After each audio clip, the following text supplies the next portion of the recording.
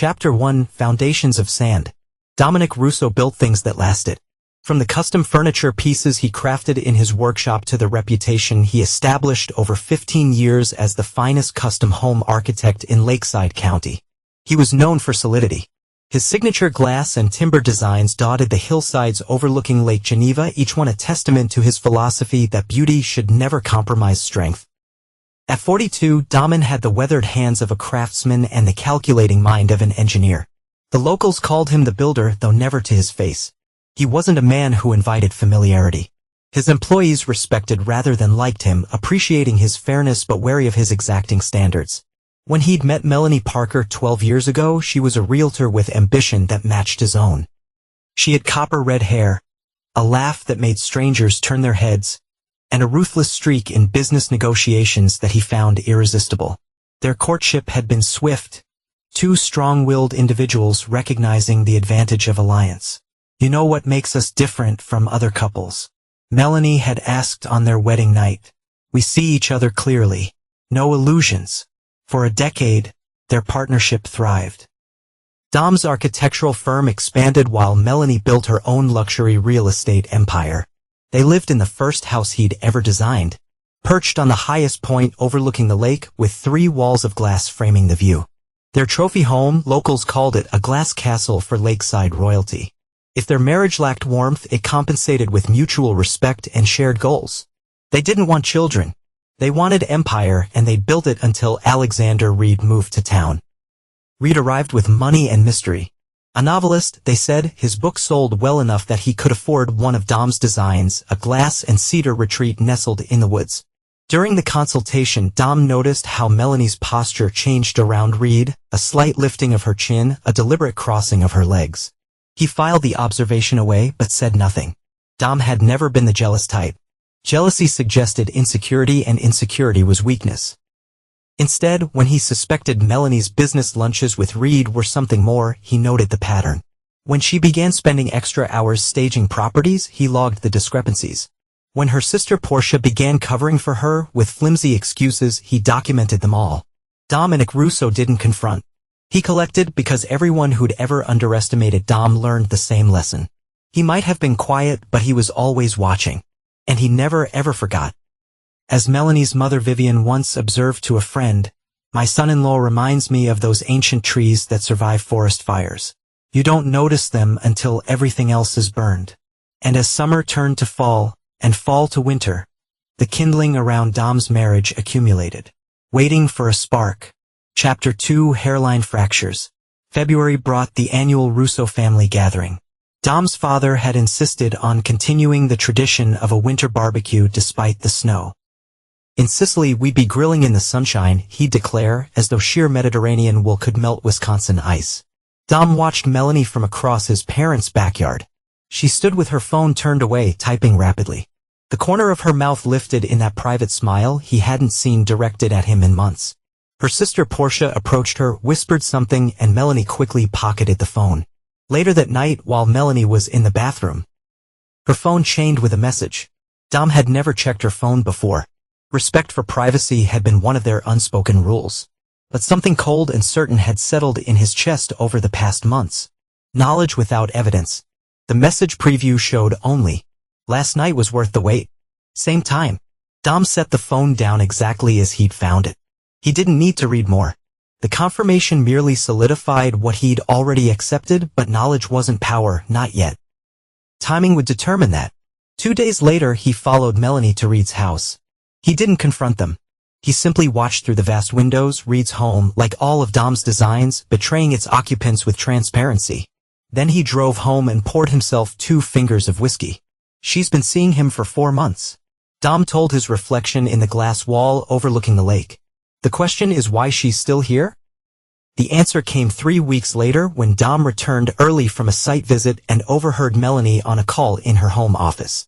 "Mom, I understand the risks," she was saying. "But the prenup only protects his premarital assets. Everything the firm has built during our marriage is fair game." And Reed found the perfect lawyer. Dom stepped away silently.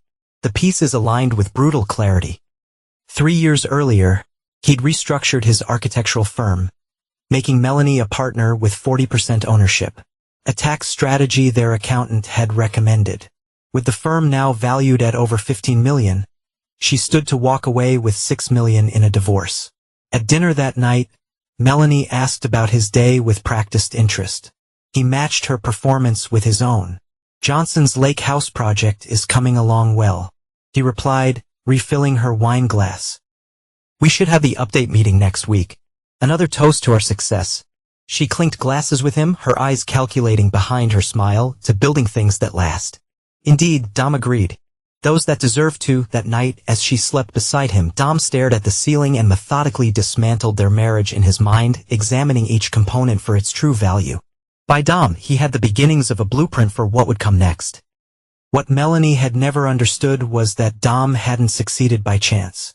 His father, a Sicilian immigrant who built a construction business from nothing, had taught him that survival required seeing 10 moves ahead, and revenge, that ancient Sicilian tradition, required 20. Chapter 3: The Breaking Point. The Memorial Day barbecue at Melanie's family home had always been a performance of familial harmony. Dom arrived with his signature bourbon-glazed ribs and a composure hardened by months of observation. Her mother Vivian's lakefront property was modest compared to their glass house. But what it lacked in architectural distinction, it made up for in strategic value, private beach access, and seclusion. Dom had offered to design them a new home years ago, but Vivian had refused. "I don't trust beautiful things," she told him. What she meant was, "I don't trust you." The feeling was mutual. Portia was already 3 drinks in when Dom arrived.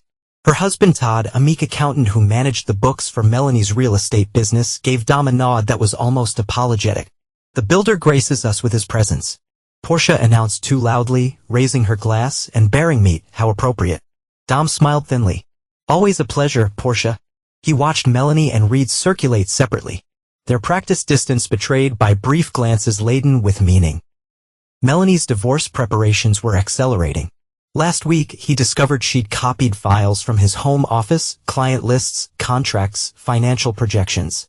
The firm's intellectual capital. Dom manned the grill, a position that allowed him to observe while appearing occupied. As the afternoon wore on and the alcohol flowed, family dynamics emerged like cracks in poorly cured concrete. It was nearing sunset when Portia stumbled over to Dom by the grill. She'd been watching him with increasing intensity throughout the day, her filter dissolving with each glass of wine. "You know, Dom," she slurred, "you're a good guy. Too good for her. She's been sleeping with hoops." The confession hung in the air between. Dom remained perfectly still, tongs suspended over the grill. Melanie and Vivian materialized instantly, flanking Portia like guards. "She's had too much," Melanie said tightly, gripping her sister's arm. Dom watched them drag Portia toward the house. "I should help," he said to no one in particular, following at a distance. In the hallway outside the guest bathroom, he heard Vivian's venomous whisper. "You fool, you almost ruined everything. He can't know until next week. Our lawyer is still working." Portia's intoxicated sobbing provided cover for Dom's quiet retreat. He returned to the grill, shut it down methodically, and packed away the leftover food. When Melanie finally emerged from the house, he was loading the car. "Portia's such a mess," she sighed. "Always creating drama." Dom nodded. "Family's complicated." She didn't say anything. "Where do you, did she?" He looked at his wife of 11 years. This stranger with familiar features, and allowed himself one moment of genuine response. "Nothing I didn't already know, Mel." The flash of alarm in her eyes was quickly concealed. "She's drunk and jealous. Has been since college." Dom closed the trunk. "Ready to head home?" The drive back was silent. When they arrived at their glass house, Dom declined her suggestion of a nightcap. "Actually, I need to make a call. Business matter." In his office, he dialed his own lawyer, Vincent Costello, not the family attorney who had handled their prenuptial agreement, but the man who had represented his father in more delicate matters. "Vincent, it's Dominic Russo. I need your help." He paused. "It's happening." The lawyer's response was immediate. "I'll be at the Shipyard Diner tomorrow at 7 a.m. I'll be there." Dom ended the call and stared out at the lake, transforming rage into precision. Everything in his life, from his architectural designs to his business strategy, had been built on careful planning. This would be his masterpiece. Later, as Melanie slept, Dom packed a single bag with essentials, transferred it to his truck, and returned to bed. He laid aside his wife for the last time, studying her face in the moonlight that filtered through their glass walls. In the morning she would wake to find him gone. Set into motion a plan she had no way of anticipating. By then he would already be far beyond her reach. Dom closed his eyes. The foundation is laid. He whispered to himself, a ritual from his construction days. Now we build. Chapter 4, The Phantom. Vincent Costello had represented 3 generations of Russos through business formations, divorces, and occasional brushes with more serious legal trouble. His silver hair and round glasses gave him a professorial appearance that belied his shark-like instincts. She's planning to file next week, Dom explained over coffee at the shipyard diner. A working-class establishment where neither Melanie nor her friends would be caught dead. Her mother mentioned their lawyer is still working. Vincent nodded, making notes in his leather-bound planner. And you've documented the affair, enough to establish pattern. But that's not my priority. It should be, Vincent countered. Wisconsin is a no-fault state, but infidelity can influence property division if we argue.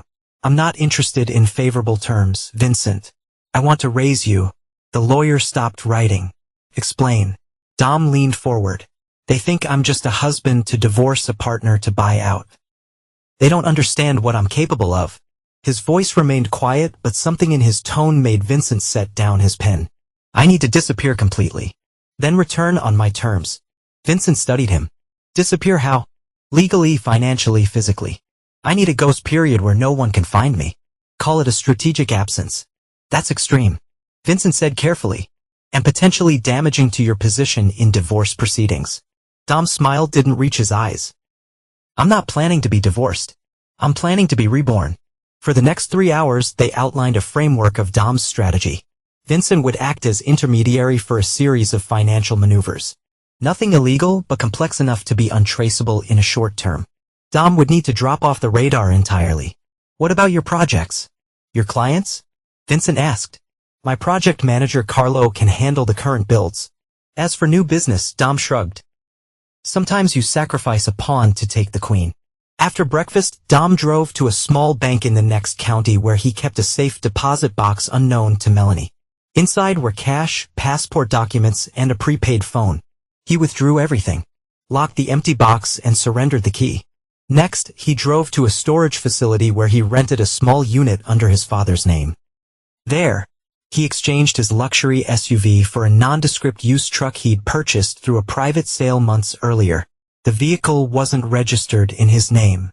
By noon, Dom had activated the prepaid phone, transferred a significant but legal amount of cash to an account Vincent had established, and was crossing the state line. His destination was a remote cabin in the Michigan Upper Peninsula.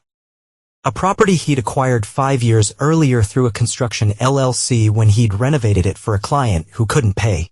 The client had signed over the deed instead. It wasn't in any record connected to Dom's name. Meanwhile, Melanie's day proceeded normally until she returned home at 6 to find Dom absent. She called his cell, which went straight to voicemail. By 9, mild irritation had transformed into concern. By midnight, after calling his friends in his office, concern became panic. At 3:17 a.m. Melanie called her mother. He's gone, she said without preamble. And I think he knows. Vivian's voice was sharp. What do you mean gone? Not here. Not answering calls. His overnight bag is missing. Have you checked your accounts? Melanie had. Joint checking, savings, investment portfolio, all untouched. His personal accounts showed no unusual activity. Everything looks normal, she admitted. But something's wrong. He's probably just cooling off. Vivian reasoned. Men do that. He'll be back once he processes it. But Dom and Nick Russo didn't return the next day, or the one after. On day 3, Melanie filed a missing persons report with the local police. They found Dom's SUV in the airport's long-term parking, but couldn't confirm he'd boarded any flights. His passport hadn't been used. On day 5, Melanie contacted their family lawyer, Howard Bremer, who attempted to reach Vincent Costello. Vincent reported that Dom had consulted him about business restructuring, but hadn't mentioned travel plans. By day 7, Melanie was frantic. She called Dom's father, who listened to her story in silence before responding with typical Sicilian brevity. My son is not missing. He is elsewhere. What does that mean? Melanie demanded. It means he knows what you've done, and he is deciding what comes next. Melanie called Dom's phone for the 33rd time that week. When his voicemail picked up, she finally broke. "Nick, please," she used the nickname only family called him. "Whatever you think you know, we can talk about it. Just come home." In his Michigan cabin, Dom played the message on speaker while staring into the fireplace. The walls were barewood, the furnishings minimal. The only luxury was a drafting table by the window where he'd spent the past week creating designs unlike anything he'd done before. These weren't buildings. They were demolitions. He set down his pencil and studied the intricate plans he'd crafted, not for construction, but for systematic destruction. Each page represented a phase in the dismantling of Melanie's world, Reed's security, and Vivian's control. Dom took a photo of Melanie from his wallet, their wedding day, her smile confident and possessive. He placed it in the fire and watched it curl into ash. "Now," he said to the empty room, "we begin." Chapter 5: The Architect of Shadows. The first month of Dom's disappearance transformed panic into opportunity for those who thought they'd outmaneuvered him. Melanie, with coaching from Vivian and legal guidance from their new attorney, transitioned from concerned wife to pragmatic businesswoman. He abandoned the business, the marriage, everything. She explained to their mutual friends. The sympathy she received was gratifying. "I'm just trying to keep his legacy alive." With Dom's mysterious absence, Melanie leveraged her 40% ownership to assert emergency control of Russo Architectural Design. The firm's employees loyal to Dom but concerned about their livelihoods reluctantly accepted her leadership. Reed, maintaining public distance but private intimacy, counseled her through the transition. "He's given you a gift," he told her one night in his bed. "No messy divorce, no public battle. Just absence." "It doesn't make sense," Melanie insisted. "Dom isn't impulsive. Everything he does has purpose." Reed kissed her shoulder. Maybe his purpose was surrender. Meanwhile, in northern Michigan, Dom had established a new rhythm. Mornings for physical training, running through dense forest, swimming in the icy lake, splitting wood until his muscles burned. Afternoons for strategy, meticulously researching, documenting, and revising his plans. Evening for creation, designing the instruments of his return. He'd grown a beard. Lost 15 pounds. Hardened not just his body but his resolve. Vincent visited once, bringing supplies and information. He was startled by Dom's transformation. "You look different," the lawyer observed. "I am different," Dom replied. Updates. Vincent's report was thorough. Melanie had filed for divorce, claiming abandonment. The court had granted her temporary control of the business. She'd moved Red into the glass house. "They're not even pretending anymore," Vincent noted. Dom nodded. "Predictable. What about Carlo?" "Your project manager is cooperating outwardly but contacts me weekly. He's loyal to you. And my father says to tell you the underground time is necessary." Vincent raised an eyebrow. "What does that mean?" Dom almost smiled. "Family history. When my grandfather needed to escape certain business associates in Sicily, he lived in a hidden room beneath his vineyard for 8 months. My father calls it the underground time. The period of waiting before justice." Vincent hesitated. "I should advise you that whatever you're planning, you don't want details." Dom interrupted. "I understand. But I need something from you." He handed Vincent a sealed envelope. "In exactly 2 weeks, deliver this to Carlo. Tell him to follow the instructions precisely." After Vincent departed, Dom returned to his drafting table. The plan had 3 phases, like his architectural projects: foundation, framework, finish. The foundation was laid. His disappearance had created the necessary conditions. Melanie and her conspirators believed they'd won. They were building their new lives on what they perceived as a surrender. Now came the framework phase. From his isolated cabin, Dom began making calls using untraceable prepaid phones. To former clients who'd been approached by Melanie. To suppliers who'd worked with his firm for years. To contractors who owed him favors. His message was always the same. "I'm watching. I'll return. Choose wisely." Some dismissed these cryptic communications. Others, who knew Dom's reputation from a theoretical retribution, grew uneasy. 2 weeks after Vincent's visit, Carlo received the sealed instructions. The next day, he requested an urgent meeting with Melanie. "We have a problem," he announced, placing a folder on her desk in what had been Dom's office. 3 major clients are pulling their projects." Melanie frowned. "Why?" "We're on schedule, on budget. They're saying they contracted specifically with Dominic Russo. Without him, they won out." Carlo shrugged. "They're willing to pay the cancellation penalties. That's nearly $2 million in lost revenue. Melanie calculated. Who's behind this? Carlo maintained a neutral expression. They made their decisions independently. But they hadn't. Dom's instructions to Carlo had included detailed information about each client. Personal issues, business concerns, financial pressures. Carlo had simply applied the right leverage to each. Over the next month, Russo architectural design hemorrhaged clients. Simultaneously, suppliers began requiring payment upfront, citing management changes as justification for altering long-standing credit arrangements. The firm's cash position deteriorated rapidly. Melanie was forced to secure a high-interest loan using the glass house as collateral. He's behind this. She raged to Reed one night. Somehow he's orchestrating it. Reed, whose own financial position was less robust than he'd represented, grew increasingly concerned. Your 40% is still worth millions on paper, he reasoned. We can sell your stake, start fresh somewhere else. But when Melanie approached potential buyers, she discovered another obstacle. The firm's intellectual property, the innovative designs that made Russo architectural valuable, was protected by separate copyright registrations in Dom's name personally, not the company's. Without access to his design library, her 40% stake was worth a fraction of its previous value. In the third month of Dom's absence, Vivian convened a strategy session at her home. Present were Melanie, Reed, and their attorney. We're being systematically dismantled, Melanie admitted. The business is faltering, the house is leveraged, and our legal position weakens the longer he's gone. The attorney cleared his throat. There's another concern. If we can't prove death or establish continued abandonment, the divorce proceedings stall. And without a divorce, your claim to marital assets remains theoretical. Can't we declare him dead? Vivian asked impatiently. Wisconsin requires 5 years of unexplained absence. The lawyer explained. Unless we have evidence of peril or death. Vivian's expression darkened. Then perhaps we need to create such evidence. The room fell silent. What exactly are you suggesting? Reed finally asked. I'm suggesting, Vivian said carefully, that we consider all options for resolving this situation permanently. In his Michigan cabin, Dom received a text from an unexpected source. Todd, Portia's meek accountant husband. The message was brief.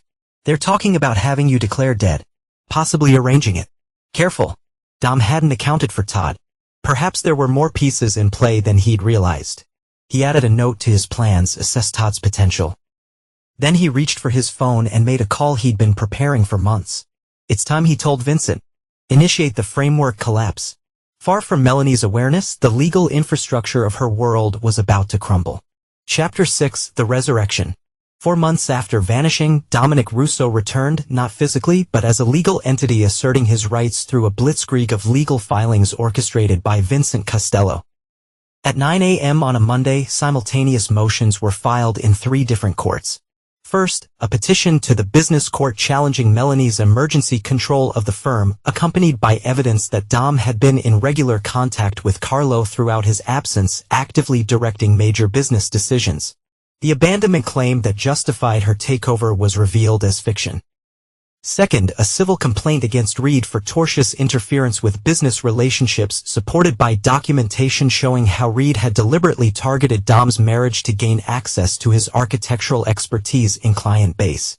Third, a criminal complaint against Vivian for conspiracy to commit fraud based on recorded conversations where she discussed creating false evidence of Dom's death.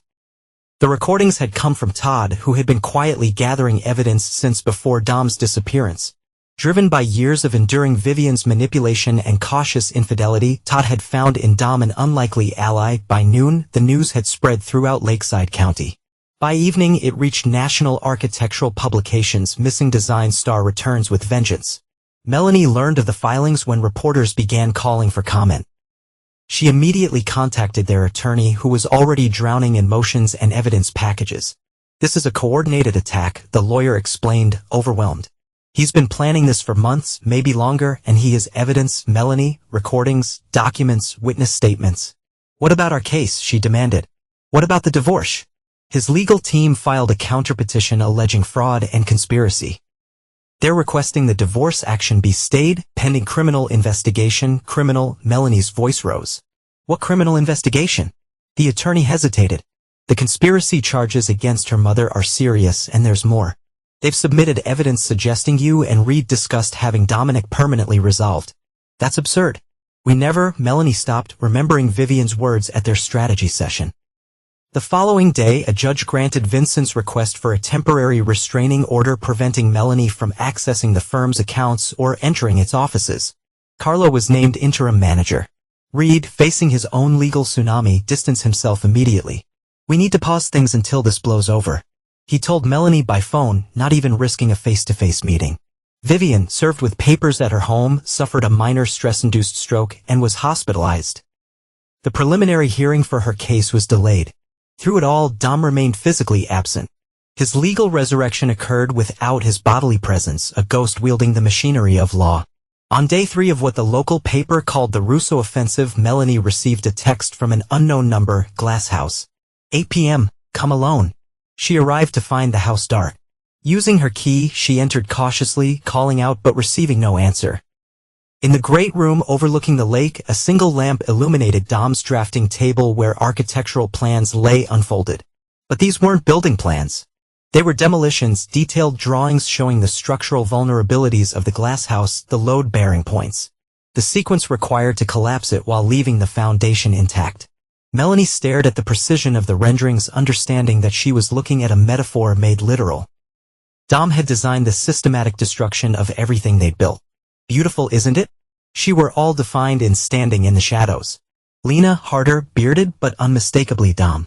His voice was the same controlled tone she remembered, but his eyes held something new. Something final. Nick, she briefed. You're here. I'm everywhere, he corrected her. I've always been watching, planning. These legal attacks, she began. They're based on lies in. Every filing is supported by evidence you provided. Dom interrupted. Your words. Your actions. Your conspiracies. If this is about Reed, this isn't about your affair. Dom moved closer. His face illuminated by the lamp. Affairs and marriages.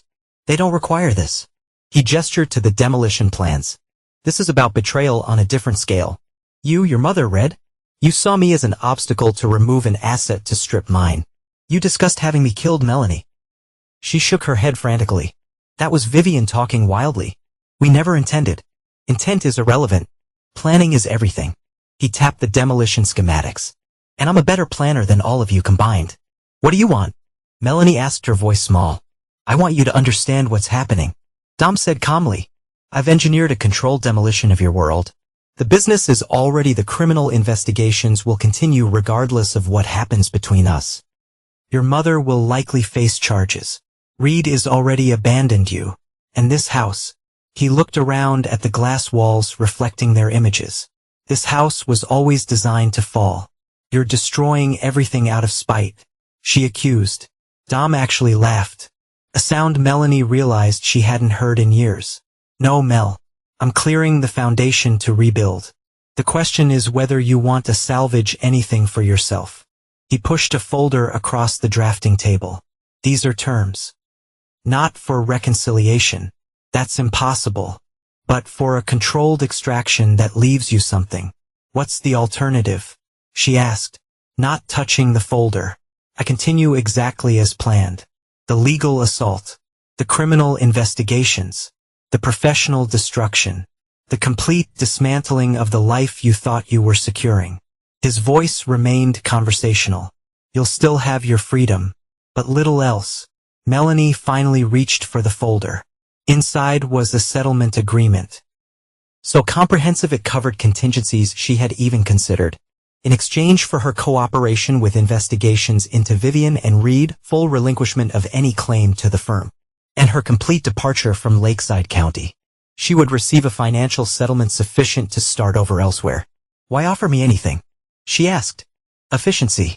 Dom replied. This ends the process faster. And he paused. We did build something real once before ambition corrupted it. She studied him, searching for the man she'd married. Did you ever love me? Did you ever see me? He countered. Not as an asset or a stepping stone. But as a man, the question hung between them. Unanswered because they both knew the truth. You have 24 hours. Dom said, moving toward the door. After that, I proceed with the full demolition plan. As he reached the threshold, Melanie called after him. How long were you planning this? The disappearance, the evidence gathering, all of it. Dom paused. I started documenting inconsistencies in your behavior 14 months ago. I established legal contingencies 8 months ago. I secured secondary properties and vehicles 6 months ago. He turned back to face her. I designed that demolition plan the week we moved in. I designed exit strategies for every structure I create, Melanie. It's what architects do. After he departed, Melanie stood alone in the glass house, surrounded by transparent walls that had hidden nothing, protected nothing. Outside, the lake reflected moonlight, beautiful and cold as the man who had built this perfect trap. She had 24 hours to decide between salvage and annihilation. Chapter 7: The Controlled Demolition. Dawn found Melanie still in the glass house. The settlement papers spread before her. She'd called Reed repeatedly throughout the night, but he'd stopped answering after their brief initial conversation. I can't be connected to this, he'd told her. My publisher is already talking about terminating my contract because of the publicity. I need to distance myself. Distance yourself? Melanie had echoed incredulously. After everything we planned a divorce and a relationship, Red clarified. Not criminal conspiracies in bankruptcy. I'm sorry, Melanie. I need to protect myself. She tried her mother next, but Vivian remained under observation at the hospital, sedated and unavailable. Portia was unwilling to discuss anything by phone, suspicious that her own husband might be recording their conversations. Isolate and facing a collapsing support system, Melanie finally did what Dom expected. She calculated her best remaining option and signed a settlement agreement. At precisely 8 a.m. Vincent Costello arrived to collect the documents. His professional demeanor never wavered as he reviewed her signatures. Mr. Russo anticipated your decision. Vincent noted, handing her a sealed envelope. Your flight arrangements. A car will collect you at noon. Flight arrangements? Melanie frowned. To where? Phoenix. Mr. Russo thought the desert might provide a suitable contrast to your life here. Vincent's tone remained neutral. The property there is modest, but comfortable. All utilities are established in your name. A local bank account has been funded with your initial settlement. Melanie opened the envelope. Inside was a first-class ticket, address details, and bank information. All meticulously organized. He planned for me to accept. She realized aloud. Vincent allowed himself a small smile. Mr. Russo plans for all contingencies. Mrs. Russo. But yes, he considered this the most probable outcome. And if I refused, alternative arrangements were in place. Vincent checked his watch. The movers will arrive shortly to pack your personal effects. The house contents remain with the property. He's keeping the glass house? Melanie asked, surprised. Even with all the memories. Vincent studied her curiously. No, Mrs. Russo. The demolition begins tomorrow. While Melanie departed for Arizona, Dom emerged from seclusion. He established temporary residence in a downtown apartment and scheduled a meeting with the firm's employees. Carlo had prepared them. But seeing their founder in person transformed by his months away created a ripple of shock. Dom didn't waste time on explanations or apologies. The firm continues, he announced. All current projects proceed. Design innovations resume. The only change is leadership consolidation. Questions about Melanie were deflected. Questions about his absence went unanswered. Only when a junior designer asked about the glass house did Dom's composure shift subtly. Watch the lakefront tomorrow at noon. He said. Sometimes we need to witness endings to appreciate beginnings. The next day, a crowd gathered on the public beach below Dom's property. Word had spread that something unprecedented was planned. Dom stood apart on a rock outcropping that offered the best vantage point of the house above. At precisely noon, a series of controlled explosions rippled through the structure. The precision was breathtaking. Each glass wall collapsed inward. The timber supports folded like a house of cards. The entire structure imploding into its foundation with minimal debris scatter. In less than 30 seconds, the iconic glass house was reduced to a perfect ruin contained entirely within its original footprint. Gasps rose from the crowd, followed by murmurs of disbelief. A local reporter approached Dom, recording device extended. Mr. Russo, why destroy your most famous design? Was this a symbolic gesture related to your recent situation? Dom studied the dust still settling above. That structure served its purpose. Now the foundation will support something new, something designed with different priorities. What priorities are those? The reporter pressed. Dom finally turned away from the demolition site. His expression unreadable. Solidity over transparency. Substance over appearance. He paused. Sometimes beauty is a distraction from structural weakness. I won't make that mistake again. The clip went viral within architectural circles, cementing Dom's reputation as both genius and enigma. Meanwhile, Reed's situation deteriorated rapidly. The lawsuit Dom had filed triggered a morality clause in his publishing contract. His latest manuscript was rejected. Literary events canceled his appearances. Most damaging was the leak of emails between Reed and Melanie, discussing how access to Dom's design expertise would elevate Reed's planned architecture-themed novel series. 3 weeks after Melanie's departure, Reed received a text. Boathouse, 7 p.m. He debated ignoring it, but curiosity and desperation went out. The boathouse sat at the edge of Dom's now empty property, a simple structure that had survived the main house demolition. Reed arrived to find Dom seated at a small table, a chessboard arranged between 2 chairs. "I didn't know you played," Reed said, attempting nonchalance. "There's much you don't know," Dom replied, gesturing to the empty chair. "Sit." Reed complied, noticing that the game was already in progress. "White or black?" "On both," Dom said. "I've been playing against myself while deciding your fate." The pretense of calm evaporated. "Look, Russo, what happened with Melanie? It's finished." Dom interrupted. "She chose settlement. Her mother faces charges but will likely plead to reduce allegations given her health. Your situation, however, remains unresolved." Reed swallowed. "What do you want?"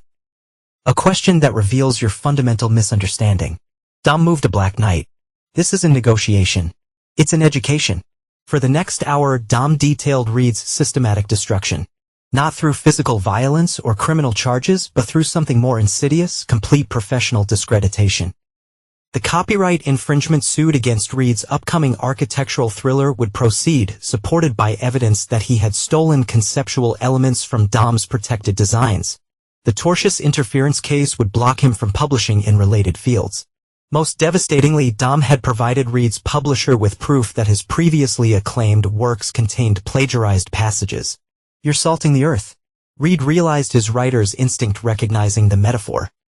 "Ensuring nothing grows. I'm enforcing consequences." Dom corrected. "You sought to appropriate my life's work for your storylines. You pursued my wife to access my expertise. You positioned yourself to benefit from my destruction." He advanced a white bishop. "Did you really believe there would be no response? I didn't think you were capable of this level of calculation," Reed admitted. Dom almost smiled. "No one does. That's why it works." He stood, leaving the chess game unfinished. "Your career is over, Reed. Not because I'm vengeful, but because I'm thorough. The lawsuits will drain your finances. The plagiarism evidence will destroy your credibility. The industry connections will evaporate. You've thought of everything," Reed said bitterly. "No," Dom corrected him. "I simply plan while you improvised. Creation requires vision. Destruction merely requires attention to detail." He left Reed at the chess table, surrounded by symbolic pieces representing a game that had concluded long before they sat down. Chapter 8: Foundations Exposed. Vivian Pearson had always considered herself the architect of her family's advancement. She'd orchestrated Melanie's education, career path, and even her marriage to Dom. A union Vivian had viewed as strategic rather than romantic. The Russo name, connections, and growing wealth were assets Vivian had selected for her daughter's portfolio. Now, from her hospital bed, she watched her careful construction collapse. Her minor stroke had evolved into a convenient shield against immediate legal proceedings, but Dom's methodical approach had accounted for this possibility. Rather than pursuing her directly, he had leveraged Todd's evidence to launch investigations into financial improprieties within her long-standing role as treasurer for the Lakeside Historical Society. "They're calling it embezzlement," Portia informed her, pacing the hospital room. 20 years of misappropriated funds, Mom. All meticulously documented." "Who's behind this?" Vivian demanded, her speech slightly slurred from medication. "Todd, that weasel finally grew a spine." Portia shook her head. "Todd provided initial evidence, but the documentation goes deeper. These are records only you and the board had access to." "And who sits on that board?" Vivian asked pointedly. Carlos' wife, Portia realized. Dom's project manager's wife. "Dom is longer than we anticipated," Vivian conceded. "Where's your sister? She should be handling this." Portia's expression hardened. "Melanie took Dom's settlement and disappeared to Arizona. Reed's facing professional ruin. You're under investigation in me, she laughed bitterly. Todd's filed for divorce and moved out. Apparently, he's been documenting my affairs for years. Affairs, plural. Vivian's eyebrows rose. Don't act surprised. Portia snapped. You knew. You even covered for me with that tennis instructor 3 summers ago. Vivian waved this away. Strategic indiscretions are different from stupid risks. The point is, we need to consolidate our position. If Melanie accepted a settlement, we should consider similar options. There are no options, Mom. Portia insisted. Dom isn't interested in settlements with us. He's dismantling everything. Everyone has a price, Vivian argued. Find Vincent Costello. Feel out what it would take to make this go away. But Vincent, when finally cornered outside his office, was unequivocal. Mrs. Pearson's situation is beyond negotiation. Mr. Russo was explicit about this point. There must be something she could offer.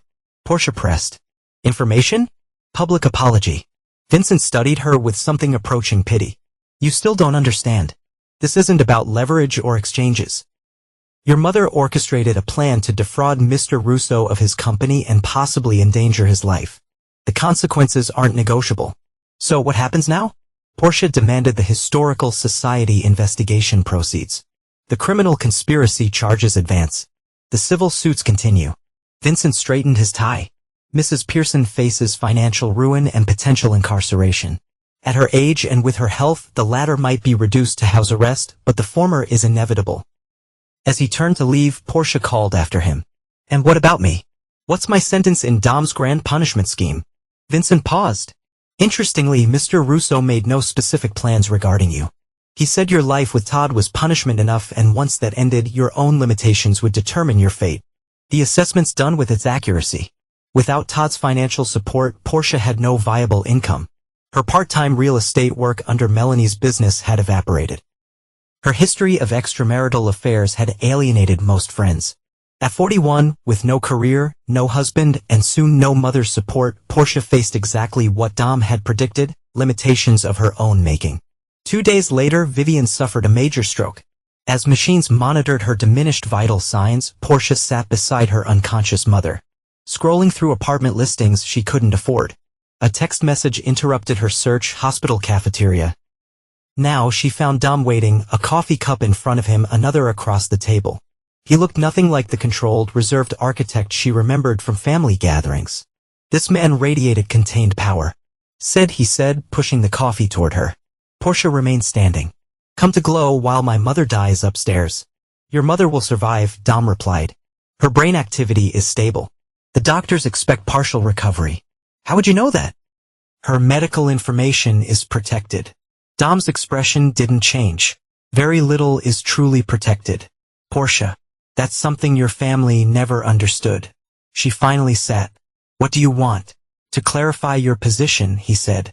You're collateral damage in this situation involved, but not central. I have no specific intentions regarding your future. How magnanimous. Portia bit out. You've destroyed my sister, bankrupted my mother, and triggered my divorce. But you graciously have no specific intentions for me. Dom sipped his coffee. Your sister made choices. Your mother made plans. Your husband documented your betrayals. I merely provided the structure for consequences. And now I'm homeless and jobless. More consequences. Now you're facing reality without buffers. Dom corrected. Something few in your family have experienced. He pushed an envelope across the table. Proposition, not mercy. I want that clear. Inside was information about a property management position at a resort in northern Wisconsin, far from Lakeside County. The job included housing accommodations. Why would you help me? Portia asked suspiciously. I'm not helping you. I'm removing a distraction. Dom stood. The position starts next month. Accept or decline. It makes no difference to my plans. But it's the only lifeline you'll receive. As he walked away, Portia called after him. Was any of it real? What you felt for Melanie? This family. Dom stopped. Without turning, he answered. I designed a life I thought was structurally sound. I was wrong. He continued walking. I don't make the same mistake twice. Meanwhile, in Phoenix, Melanie attempted to rebuild for ashes. The modest house Dom had arranged was comfortable, but purposely ordinary.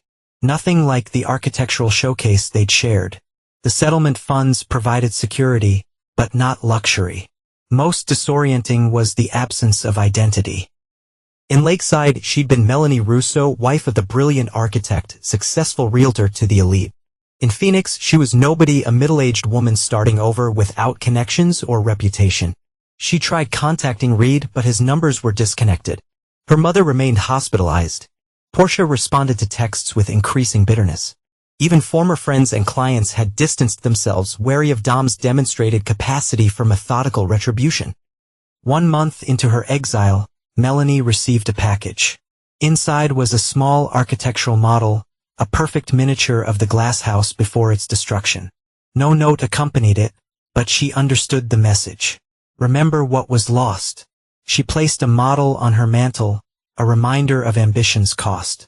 Some nights, she would sit staring at its tiny walls, wondering at what point the foundation had begun to crack.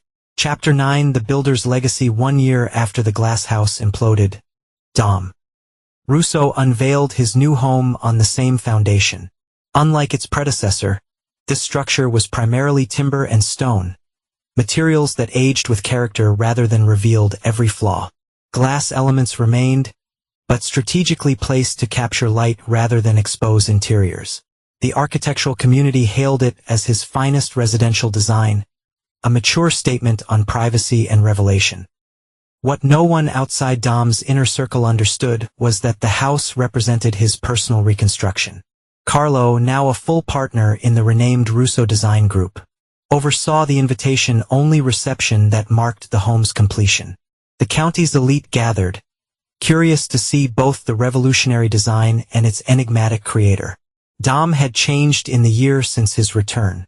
The hardness remained, but the beard was gone, replaced by a precision-trimmed goatee that complemented his now Silver Street hair. He moved through the crowd with contained energy, discussing architectural theory with colleagues but revealing nothing personal. Vincent Costello observed from a corner, nursing a single scotch. "He's rebuilt more than a house," the lawyer noted to Carlo. "He's reinvented himself."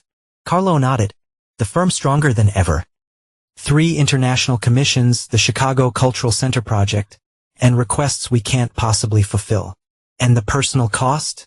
Vincent asked quietly. Before Carlo could respond, the crowd parted to admit a late arrival. Todd, Portia's ex-husband. The accountant approached Dom with visible nervousness, extending his hand. Their conversation was brief, but appeared when Todd departed. Dom returned to his position overlooking the lake, his expression unchanged. "There's your answer," Carlo told Vincent. "He acknowledges allies but maintains distance. The professional thrives while the personal remains selective." Later that evening, after guests departed, Dom sat alone on his terrace. The new house settled around him with timber creaks and stone solidity, sounds fundamentally different from the glass house's silence. His phone shined with a text from an unknown number. The model arrived. A reminder or a warning? Melanie. He'd wondered if she would contact him after receiving the miniature glass house. Dom considered ignoring the message. The demolition of their shared life was complete. Vivian had avoided prison due to her health but remained under house arrest. Her finances decimated by restitution payments. Reed had retreated to obscurity in the Midwest. His literary career unsalvageable. Portia had accepted the resort position, disappearing into the northern woods. Melanie herself existed in a limbo of Dom's design. Comfortable enough to survive, but stripped of the status and connections that had driven her ambition. The legal machinery Dom had set in motion continued grinding forward without requiring his attention. The firm prospered under his renewed vision. The new house stood complete. There was no tactical advantage in responding to her message. Yet Dom found himself typing. Neither. Acknowledgement. Her reply came quickly. Of what was lost or what was never real. He set the phone down without answering. Some questions had no meaningful response. Or perhaps too many possible answers. None of them useful to either receiver or sender. Inside his new home, Dom moved to his private study where architectural plans for his next project were spread across his drafting table. Not another residence, but a community center for at-risk youth. A structure designed to support rather than showcase, to shelter rather than impress. The design incorporated lessons from both destruction and reconstruction, resilient materials, multiple support systems, foundations dug deeper than standard requirements, a building that could weather storms literal and metaphorical. Dom added final notations to the plans. Satisfaction replacing the cold purpose that had driven him through months of calculated vengeance. He had demolished a life built on false assumptions and constructed a new one based on clear vision. The phone shone again. He expected another message from Melanie but instead found a text from his father. The underground time served its purpose. The new foundation is solid. Dom smiled slightly. His father, now in his 80s, remained the only person who truly understood the transformation Dom had engineered. Not just of his circumstances, but of himself. He texted back. The builder indoors. The structure adapts. His father's response was immediate. As it should be, Dom set the phone aside and returned to his designs. The past finally sealed beneath a foundation strong enough to support whatever he chose to build next. In Phoenix, Melanie stared at her unanswered message. The miniature glass house gleaming in moonlight from her mantel. She understood now what she'd failed to see during their marriage. Dom's quietness had never been weakness but calculation. His attention to detail never obsession but strategy. His patience never indecision but timing. She placed her phone face down. Some conversations were destined to remain unfinished. Some questions eternally unanswered. The glass house had fallen, its transparent walls proving ultimately indefensible. All that remained was to build something new from the understanding that some structures, once broken, could never be restored. Only remembered as warnings against foundation flaws too fundamental to repair.